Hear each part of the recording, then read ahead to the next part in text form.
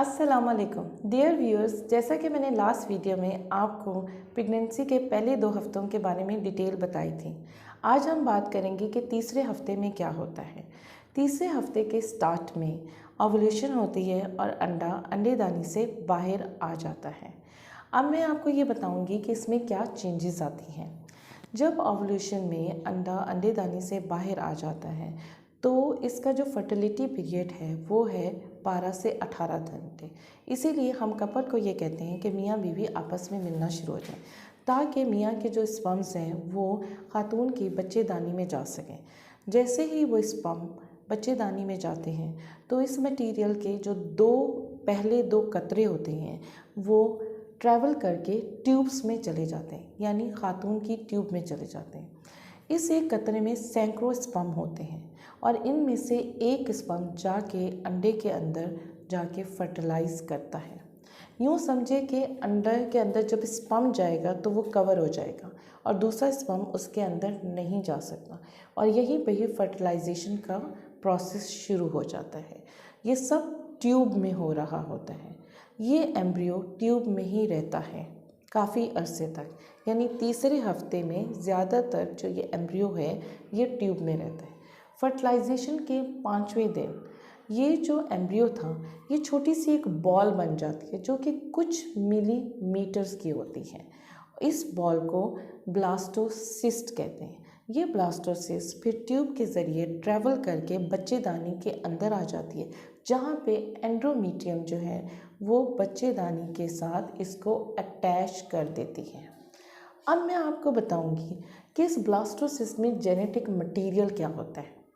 जो बच्चा है वो 46 क्रोमोसोम्स का होता है और इसके अंदर 2 सेक्स सेल्स होते हैं, यानी माँ की तरफ से 23 क्रोमोसोम्स और एक सेक्स सेल आए, बाप की तरफ से 23 क्रोमोसोम्स और एक सेक्स सेल्स आए, तो दोनों मिला के मिल गए 46 क्रोमोसोम्स और 2 सेक्स सेल्स। अब मैं थोड़ा सा जेनेटिक मटेरियल की बात करूं तो खातून में जितनी भी ख़वातीन हैं उसमें 23 क्रोमोसोम्स होते हैं और एक सेक्स सेल्स होता है जो कि एक्स होता है। इसी तरीके से बाप के अंदर भी 23 क्रोमोसोम्स होते हैं और एक ही सेक्स सेल्स होता है, लेकिन इसकी 2 टाइप होती हैं, यानी एक्स या वाई।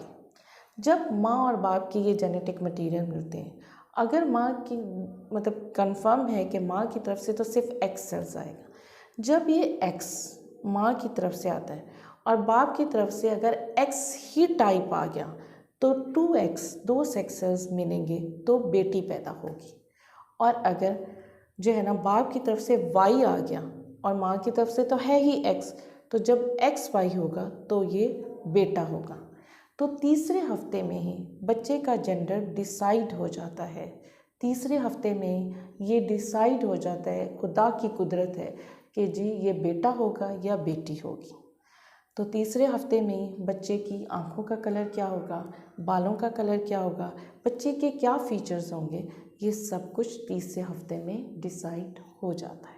अब मैं आपको बता रही थी कि जो ये ब्लास्टोसिस्ट है ये जब बच्चेदानी में अटैच्ड होता है तो वहीं पे ही आवर प्लेसेंटा बनना शुरू हो जाता है, क्योंकि प्लेसेंटा के ज़रिए ही बच्चे को जो है ना ब्लड सप्लाई ब्लड फ्लो मिलेगा और उसके इर्द गिर्द जो है ना पानी भी होता है जो कि फ्यूचर में जाके एमनियोटिक फ्लूइड बनता है।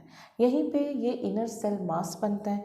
इनर सेल मास का मतलब ये है कि अब बच्चे के ऑर्गन्स बनना शुरू हो जाएंगे। तीसरे हफ्ते में बच्चे का साइज़ इतना छोटा होता है जैसे कि कॉमन पिन का हेड कुछ मिलीमीटर्स में होता है, यानी 0.04 मिलीमीटर इतना साइज़ होता है। अब ये तो सारा मैंने आपको बताया कि कैसे ओवुलेशन हुई, कैसे फर्टिलाइजेशन हुई, कैसे एम्ब्रियो बना और किस तरीके से जेनेटिक मटेरियल हुआ और क्या क्या चीज़ें बन गई।